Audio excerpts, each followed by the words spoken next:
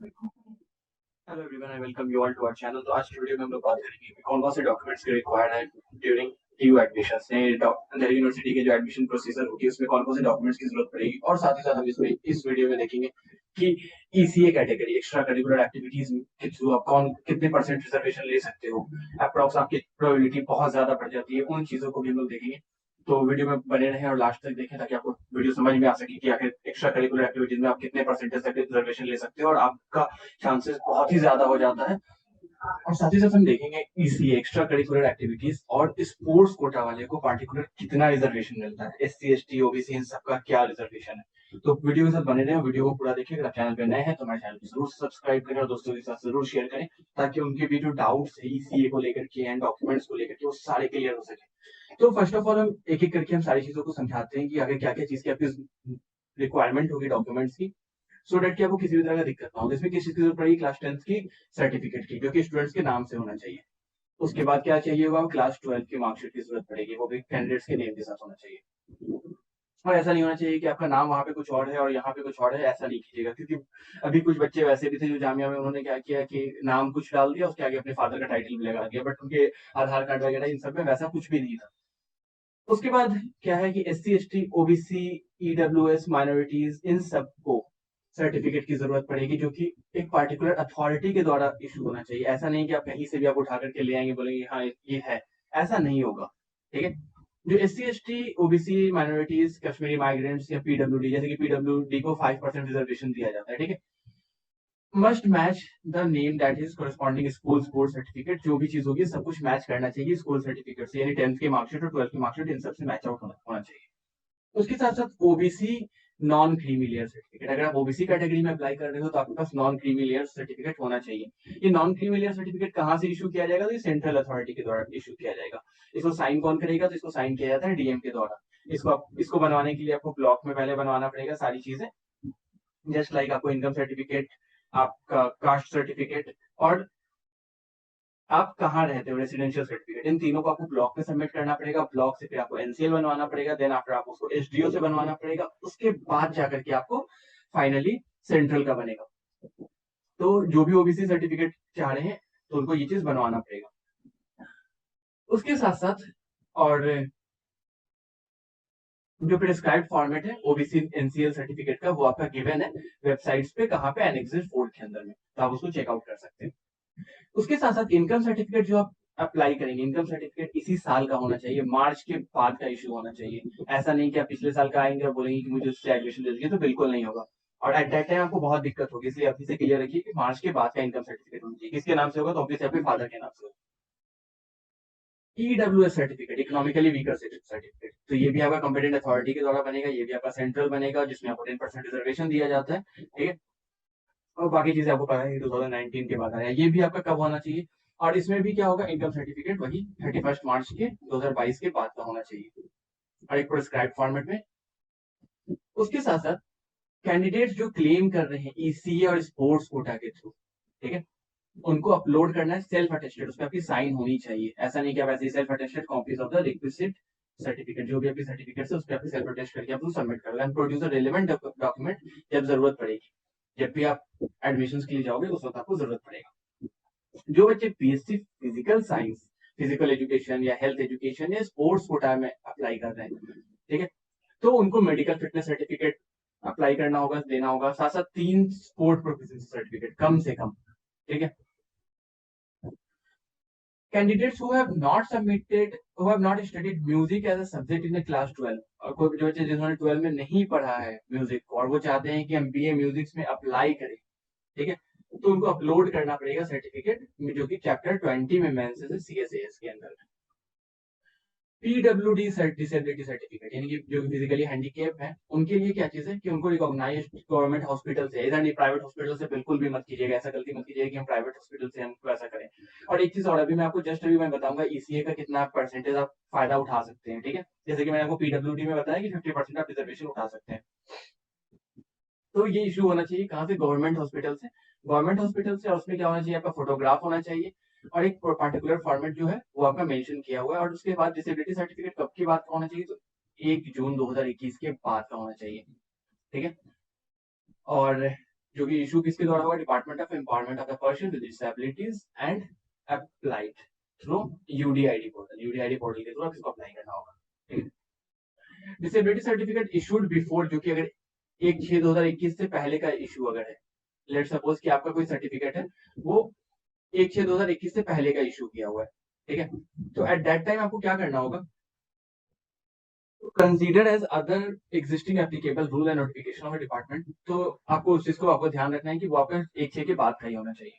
उसके साथ candidate applying for CW category must upload educational concessional certificate, कि उनको कंसेशन प्रोवाइड किया जाना चाहिए, ठीक है, in the name of the candidate in the prescribe format, ठीक है, और जहाँ पे प्रायोरिटी मेंशन होगी या फिर उनको कितनी प्रायोरिटी दी जाती है। उसके साथ साथ कश्मीरी माइग्रेंट जो कि बहुत ही बुरी तरीके से उनको अफेक्ट हुआ है, तो उनके लिए भी यहाँ पे रिजर्वेशन है। कश्मीरी माइग्रेंट कैटेगरी सर्टिफिकेट ये भी अपलोड होना चाहिए, relevant certification in the correct format, जिसको कहा डिविजनल कमिश्नर या रिलीफ कमिश्नर के द्वारा प्रोवाइड किया जाएगा, तो उसमें उसकी साइन होगी।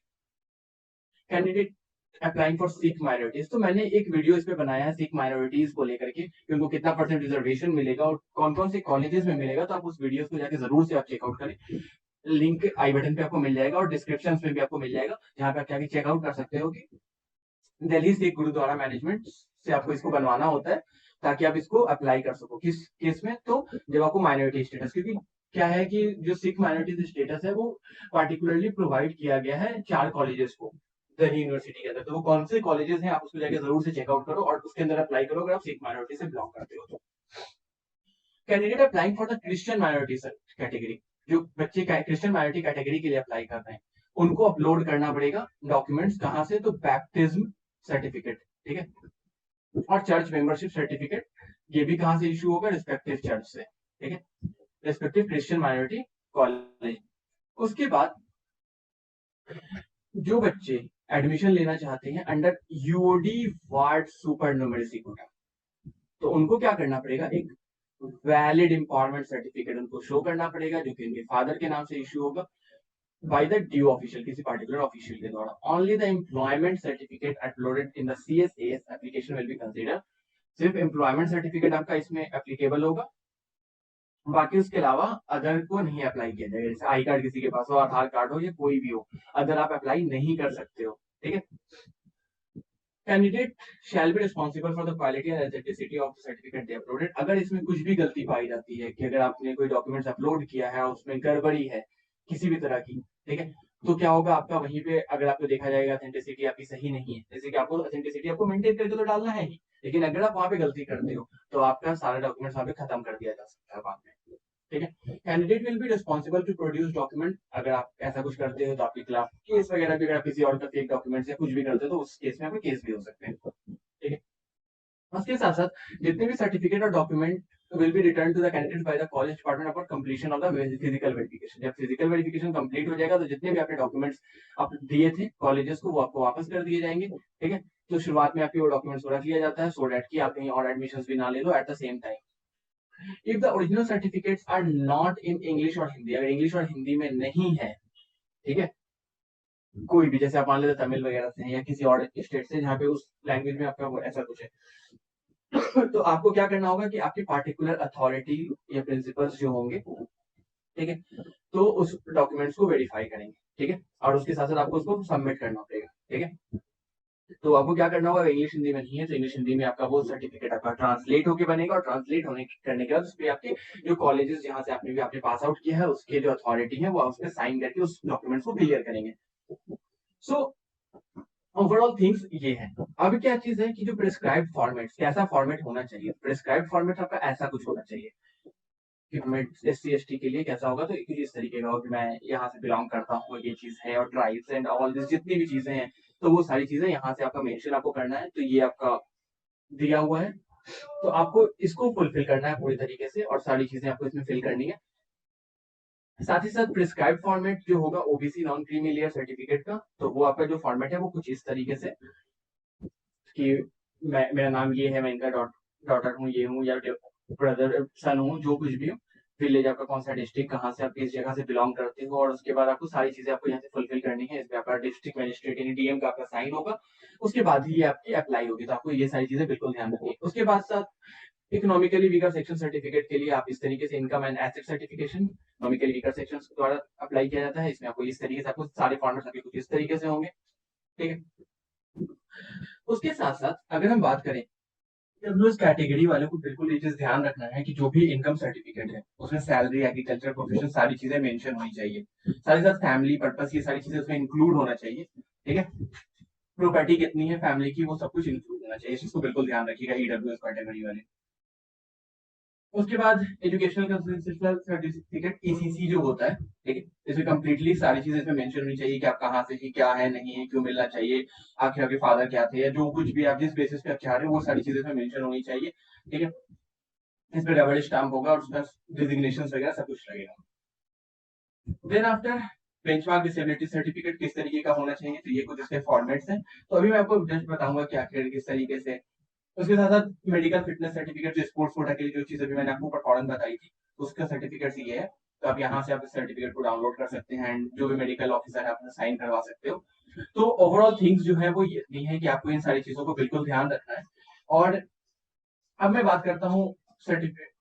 मैंने आप लोग को बताया था कि मैं लास्ट में ईसीए के बारे में मैं बात करूंगा, एक्स्ट्रा करिकुलर एक्टिविटीज को लेकर कि ईसीए आखिर क्या है एंड ऑल दिस सारी चीजें मैं उससे रिलेटेड मैं डिस्कस करूंगा।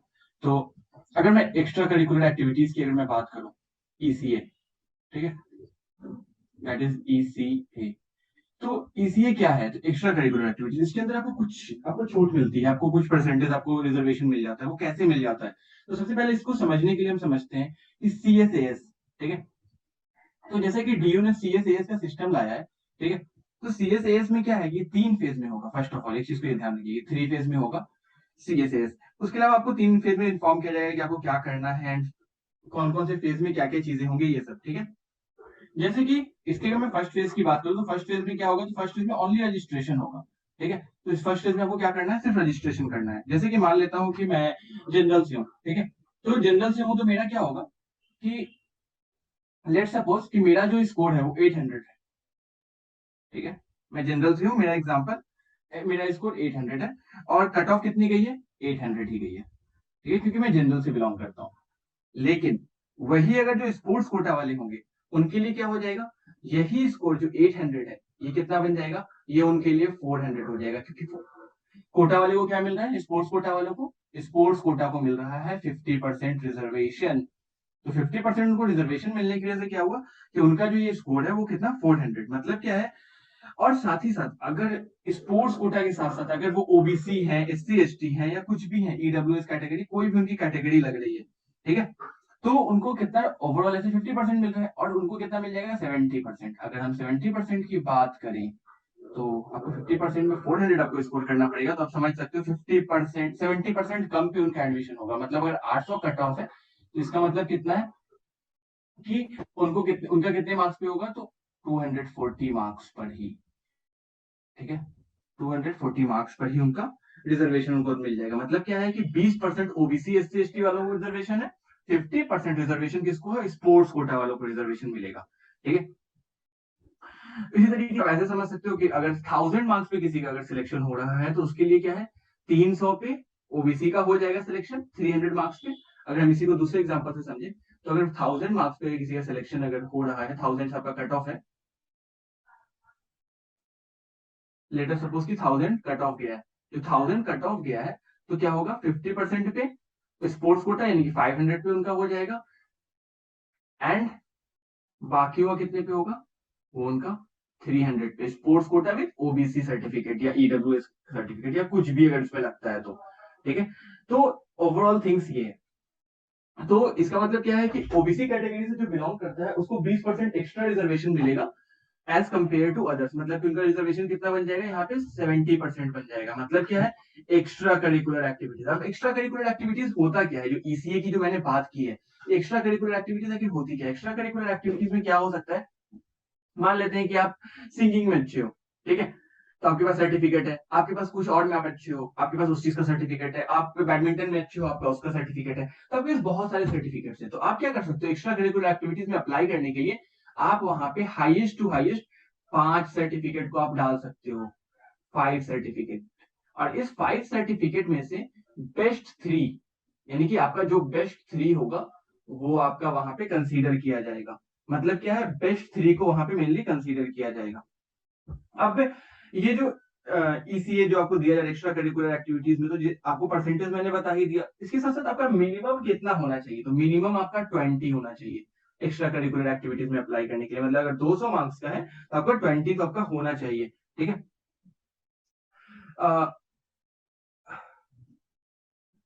सो ओवरऑल थिंग्स इतनी है अभी के लिए, इस वीडियो के लिए इतना ही। तो मिलते हैं अगली वीडियो में। अगर आपको वीडियो अच्छी लगी है तो दोस्तों के साथ जरूर शेयर करें, और दोस्तों को वीडियो को ज्यादा से ज्यादा लोगों तक पहुंचाएं, ताकि उनको भी इस बारे में पता चल सके। क्योंकि बहुत सारे बच्चों का कंफ्यूजन है कि ईसीए क्या होता है, क्या उसमें मेरा कैसे रिजर्वेशन मिलेगा एंड ऑल दिस।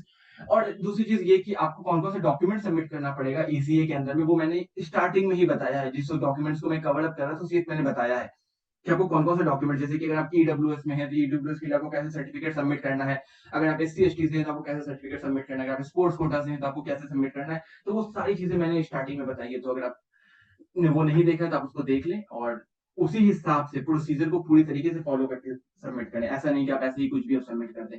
तो मिलते हैं अगली वीडियो में। इस वीडियो के लिए इतना ही।